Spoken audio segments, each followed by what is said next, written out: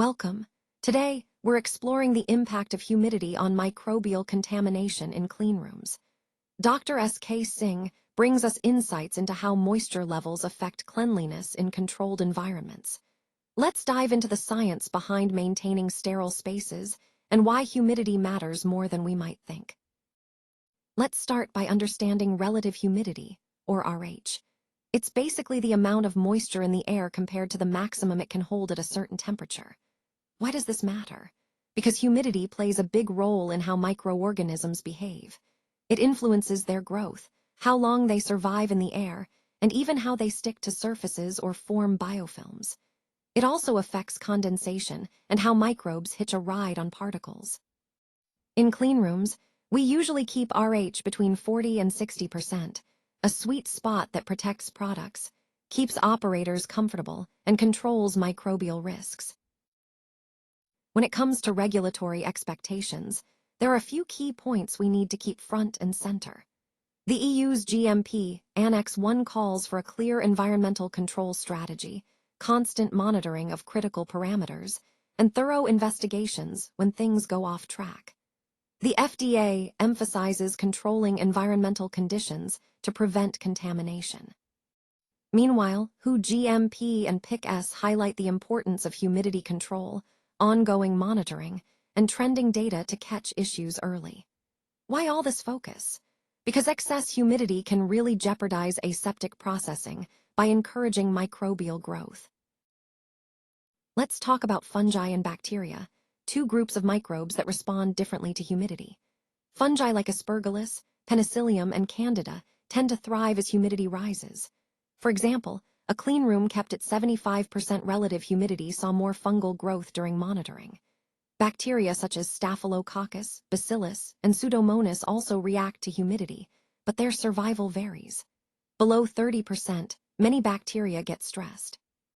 Between 40 and 60%, their survival is controlled. Above 60%, microbial persistence increases, and beyond 70%, the risk of significant growth spikes. This relationship between humidity and microbes is crucial for managing clean environments. High humidity creates the perfect storm for microbial growth. When relative humidity rises above 65%, surfaces stay moist, nutrients dissolve more easily, and microbes find ideal conditions to thrive. This isn't just theoretical. It leads to real problems like mold growth, fungal spores spreading, biofilms forming, and surface contamination. For example, a failure in HVAC dehumidification caused humidity to jump from 45 to 72%. Fungal counts went from 0 to 8 colony-forming units, triggering an environmental investigation. This shows how crucial controlling humidity really is. Let's talk about condensation, a major contamination risk in controlled environments. When warm, humid air meets a cooler surface, condensation forms. Those water droplets aren't just harmless moisture. They create perfect conditions for microbes to multiply, leading to biofilm buildup and surface contamination. For example, a cold pipe at 15 degrees Celsius in a room at 22 degrees with 75% humidity can cause visible condensation. This is why regulations like EU GMP Annex 1 highlight moisture control as critical to preventing contamination. Let's talk about the impact of humidity on airborne microorganisms. As relative humidity rises, these tiny particles hold more moisture, which helps microbes survive longer in the air. At 30% humidity, about 40% of microbes stay viable. That jumps to 90% survival at 70% humidity. This means higher humidity not only keeps microbes alive longer, but also helps them travel further through airflow systems, increasing the potential for spread. It's a crucial factor to consider in managing indoor air quality. Let's look at how we calculated the average colony-forming units, or CFUs, per cubic meter for two different conditions. For condition A, with 45% relative humidity, we took 5 daily measurements, added them up, and divided by 5 to get an average of 4.4 CFU per cubic meter. For condition B, at 70% humidity, the average was much lower, just 0.4 CFU per cubic meter. When we compare these, microbial recovery under condition A increased by 1,000%. This example shows how environmental factors can dramatically impact microbial presence in the air.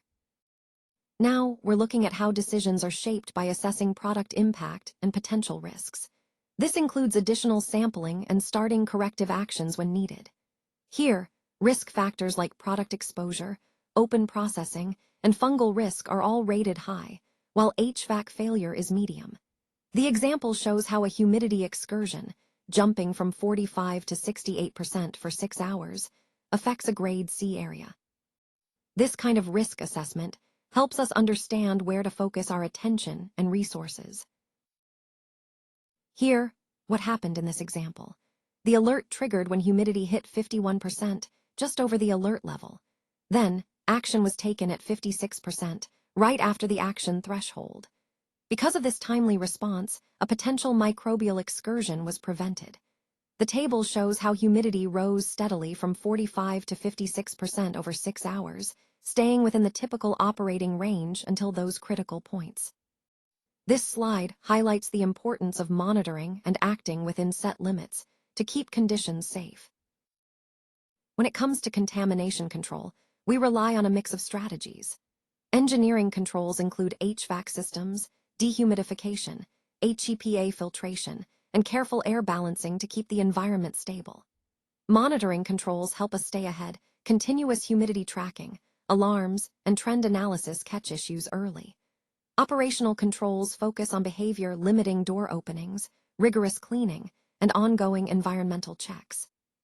For example, installing a desiccant dehumidifier dropped relative humidity from 65 to 45%, stopping fungal contamination in its tracks.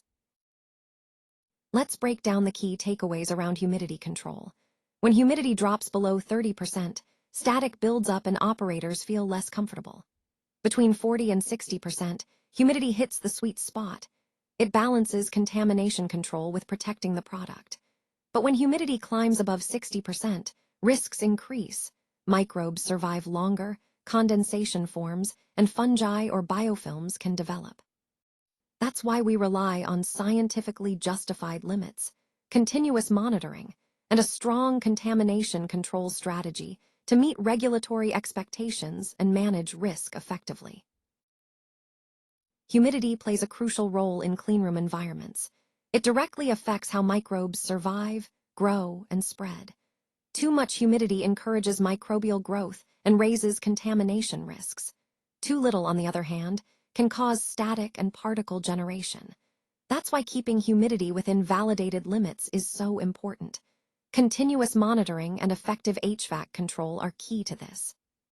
When we manage humidity well, alongside strong cleaning and monitoring practices, we create a safer, more controlled environment that protects product quality and patient safety.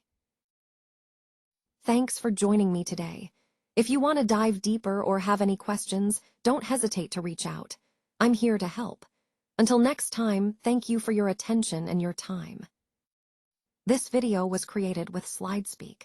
Visit SlideSpeak to turn your presentations into engaging AI-narrated videos.